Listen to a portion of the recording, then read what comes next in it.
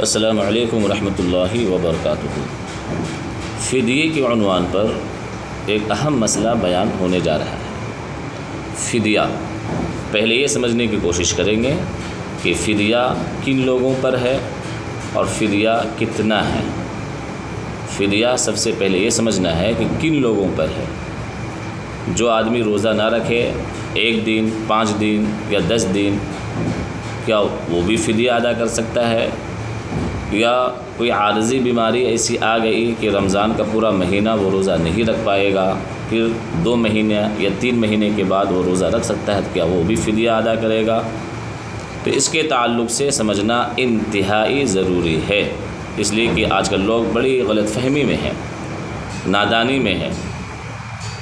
फ़िदिया किन लोगों पर ज़रूरी है? कुरान मजीद ने इरशाद फरमाया, वअलल्लज़ीना युतीक़ूनहु फ़िदियतुन तआमु मिस्कीन, वअलल्लज़ीना युतीक़ूनहु फ़िदियतुन तआमु मिस्कीन।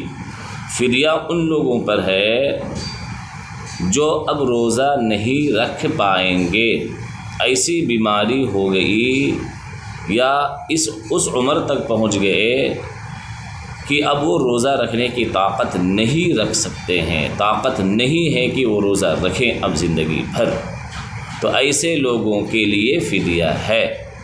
अगर कोई आदमी बीमार पड़ गया रमज़ान में, या कुछ औरतें जो हामिला है, प्रेग्नेंट है, डॉक्टर ने मना किया है रोज़ा रखने के लिए कि इस मरतबे आप रोज़ा नहीं रखेंगी, लेकिन जब हालात नॉर्मल हो जाएंगे तो आप रोज़ा रख पाएंगे, तो उन लोगों के लिए भी फ़िदिया नहीं है।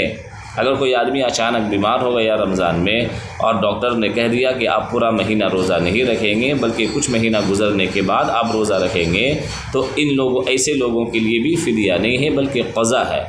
फ़िदिया किन लोगों के लिए है? जो अब ज़िंदगी में कभी क़ज़ा नहीं कर पाएंगे, रोज़े की क़ज़ा नहीं रख पाएंगे, उन लोगों के लिए फ़िदिया है। आमतौर पे जो शुगर के मरीज़ होते हैं, बहुत सख्त शुगर बहुत हाई होता है, इंसुलिन लेते हैं, या और भी बीमारियां होती हैं, उन बीमारियों में रोज़ा रखने पर डॉक्टर मना करता है कि आप रोज़ा नहीं रख पाएंगे, या बहुत ज़्यादा उम्र हो गई है, बहुत कमज़ोर हो गए हैं, कमज़ोरी बहुत ज़्यादा आ गई है कि अब वो रोज़ा नहीं रख पाएंगे, तो ऐसे लोगों के लिए फ़िदिया, ये लोग फ़िदिया निकालेंगे। आर्ज़ी तौर पर जो बीमारी लाहिक़ होती है उनके लिए फ़िदिया नहीं है। अच्छे से समझने की कोशिश करें। फ़िदिया कितना है? फ़िदियतुन तआमु मिस्कीन, एक मिस्कीन को 2 वक्त खाना खिलाना 30 दिन। अगर आप रोज़ा में फ़िदिया निकाल रहे हैं तो एक सदक़े फ़ित्र है। अगर आप पैसा निकालना चाहें, खाना खिलाना चाहें, तो खाना एक मिस्कीन को 2 वक्त पेट भर के, जो नॉर्मल खाना या जो खाना आप खाते हैं वैसा खाना, एक मिस्कीन को 2 वक्त खाना खिलाना 1 महीने तक। जो आप खाना खाते हैं वो खाना, या आप खाना नहीं खिलाना चाहते, उसको पैसा देना चाहते हैं, तो आप 2 वक्त जो नॉर्मल खाना होता है या जो खाना आप खाते हैं उसका कितना पैसा निकलता है, वो पैसा आप 1 महीने का जोड़ेंगे हर रोज़ के हिसाब से, और वो पैसा आप किसी भी मिस्कीन को और ज़रूरतमंद को आप दे सकते हैं। फ़िदिया आमतौर पे लोग 1 दिन का फ़िदिया 100 रुपया निकालते हैं कि 50 रुपया दोपहर के खाने का और 50 रुपया रात के खाने के हिसाब से 100 रुपया, और महीने में 3000 रुपया या 4000 या 3500 रुपया वो देते हैं, दे देना चाहिए। तो ये है फ़िदिया का मसला, जिसको समझना इंतहाई ज़रूरी है।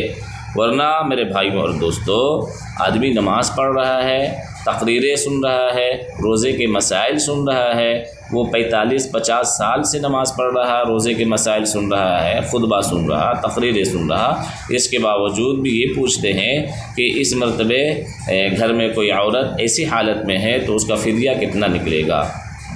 अगर आर्ज़ी तौर पे कोई प्रेगनेंसी का मामला है या किसी की बच्चे की विलादत हुई है, अभी रोज़ा नहीं रख पाएगी, तो उनके लिए फ़िदिया नहीं है। वो लोग अभी रोज़ा ना रखें, लेकिन बाद में क़ज़ा करना होगा।